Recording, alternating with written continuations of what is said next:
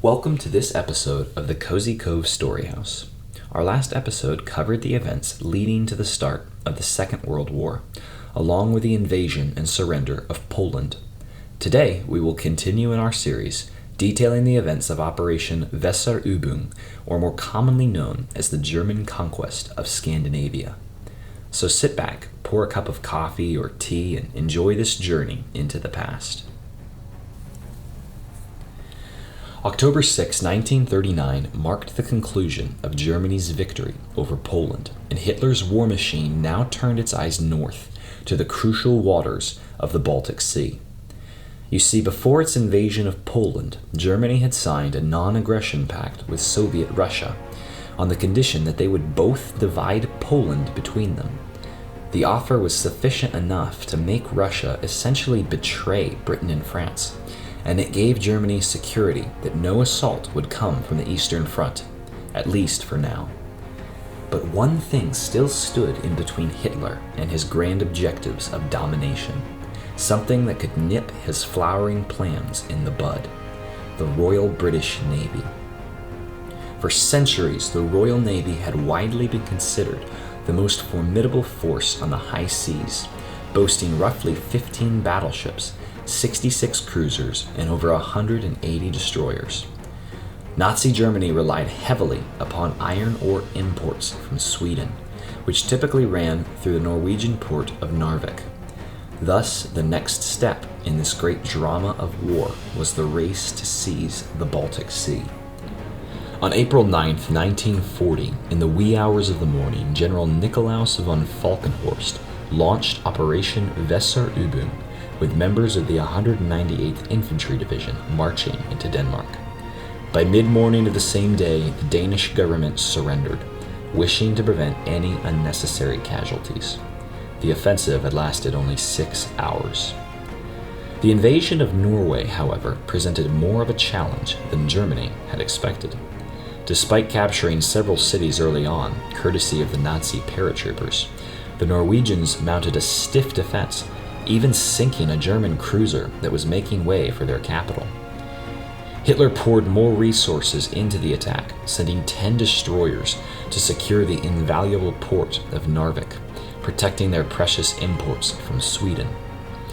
They were further frustrated, however, when on April 13th, a vastly outnumbered flotilla of the British Royal Navy surprisingly sunk the same 10 German destroyers that were guarding the port of Narvik. The victory sent hope buzzing throughout the Allied forces, however short-lived it might be.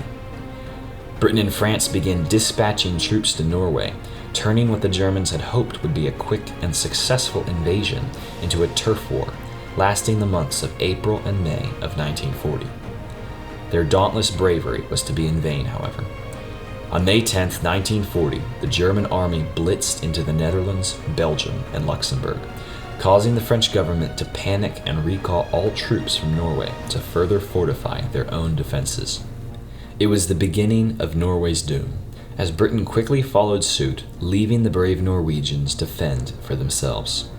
Their resistance dwindled, and they officially surrendered to Nazi Germany on June 10, 1940. With these latest triumphs, Hitler's Germany turned its proud head west, setting its eyes on Paris. Darkness brooded over the land, in an ominous forewarning of the coming events. Germany now controlled Poland, Denmark, Norway, and Austria, blanketed in the black spell of Nazi power. The British and French prepared for a desperate defense, reeling from the staggering blitzkrieg, or lightning war, that Germany was implementing. Equally as stinging was the silence from the East. Joseph Stalin, dictator of Russia, was content to watch Europe burn from his dwelling in Moscow. But all was not lost, for on May 10th, the same day that Germany's Army Group B had rolled into the European lowlands surrounding France, Britain deposed of Prime Minister Neville Chamberlain and appointed a new man to lead them. He was sullen and he smelled of cigar smoke, but his face wore the weathered age of a man ready to lead.